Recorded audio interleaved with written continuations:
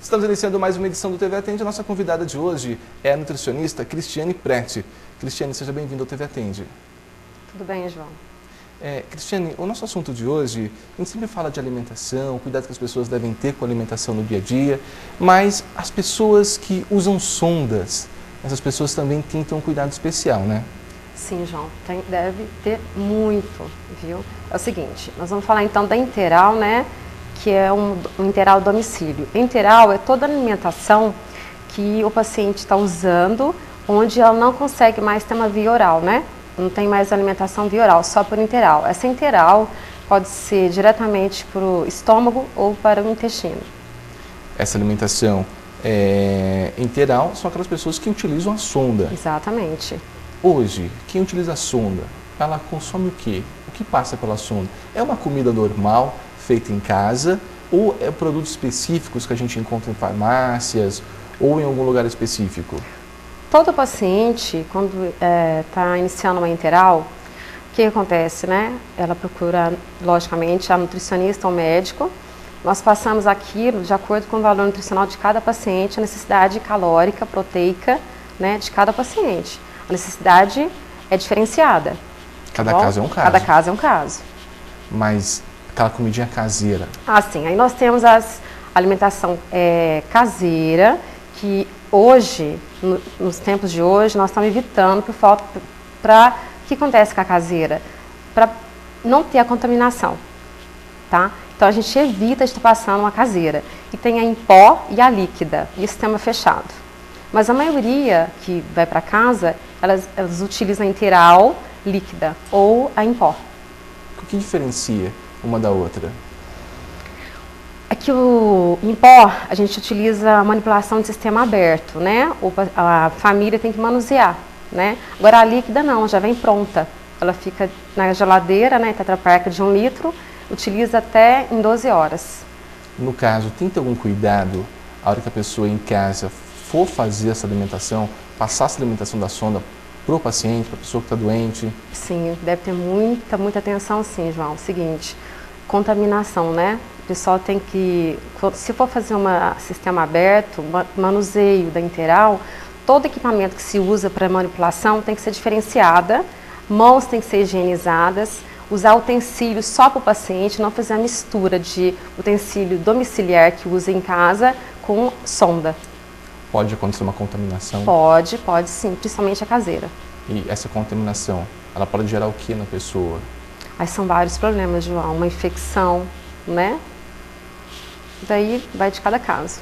Apesar de toda a orientação que existe, existe ainda aquele hábito, como você falou, que é caseira prejudicial, das pessoas em casa baterem aquele legume no liquidificador, aquele arroz, aquele feijão e tentarem passar pela sonda? Tem vários casos assim, tá? Tem muita família que ainda, mesmo nós passamos toda a orientação quando se, né, de acordo com o que tem que se passado, a família acha necessário o paciente estar utilizando a enteral caseira. Não que nós somos contra isso, tá? Cada profissional age de uma maneira. Eu não utilizo uma caseira, porque eu tenho um receio da contaminação que não é legal para o paciente. Eles acham que a vitamina, todos os nutrientes estão na caseira, né? Que acha que o paciente, quando está de enteral, ele não está sentindo gosto, sabor nem nada, né? Então a família tem que estar consciente disso, que todo o valor que ela precisa nutricional está naquela quantidade exata que o nutricionista passou. Você trabalha na Santa Casa, você acompanha casos de pacientes. Acompanho. E você percebe o que acontece em Andradas? Eu estou percebendo que estão utilizando a mesma dieta para todos os pacientes, o mesmo suplemento. E não pode ser assim. Cada suplemento é para cada caso. Certo? O paciente, quando ele tem alta e volta para a Santa Casa, fica em casa um tempo e volta, ele volta mais debilitado para o hospital? A maioria das vezes, sim. Volta mais nutrido, mais debilitado.